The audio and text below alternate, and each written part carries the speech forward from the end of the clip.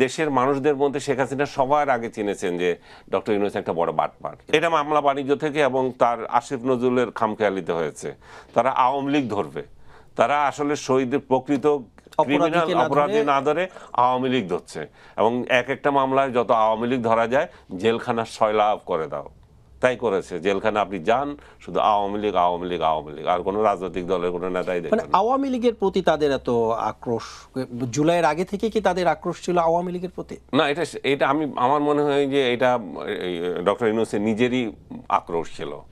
Doctor ইউনূসকে খুব আমি বলতে চাচ্ছি যে যে উনি যে একটা গাদ্দার টাইপ বাটপার একটা লোক, সেটা শেখ হাসিনা খুব ভালো করে চিনেছিলেন। আর কেউ না চিনুক, এই দেশের মানুষদের মধ্যে শেখ হাসিনা সবার আগে চিনেছেন যে ডক্টর ইউনূস একটা বড় বাটপার। এর বিরুদ্ধে উনি অনেকগুলো ব্যবস্থা নিয়েছেন, যদিও উনি জেলে দেন নাই। জেলে দিলে হয়তো ডক্টর ইউনূস বুঝতে পারতেন জেল জিনিসটা কি, এবং উনি যে এত নিরীহ লোকদেরকে জেলে পাঠিয়েছেন, তারা কি অমানসিক নির্যাতন শিকার এখন, তারা মেন্টালি ফিজিক্যালি, এবং তাদের ফ্যামিলি এবং সরকারি কর্মকর্তা বলেন, সাধারণ মানুষ বলেন, যে উনি যেভাবে জেলখানা ভরে রেখেছেন, উনি যদি একদিন জেলখানায় যেতেন তাহলে উনি এটা উপলব্ধি করতে পারতেন। এখন শেখ হাসিনা এই বাটপারটাকে সবার আগে চিনেছিল, যেটা বলছিলাম।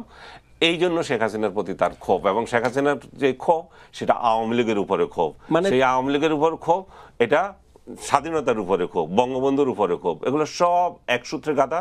এবং তার সাথে মৌলবাদী শক্তি এক হয়েছে, যারা একাত্তর প্রশ্নে যাদের অনেক কষ্ট হয়, তারা যোগ হয়েছে। এবং সেটার প্রতিফলন তো আপনি দেখতে পাচ্ছেন, সংসদে যুদ্ধ অপরাধীদের নামে আপনার শোক প্রস্তাব হয়।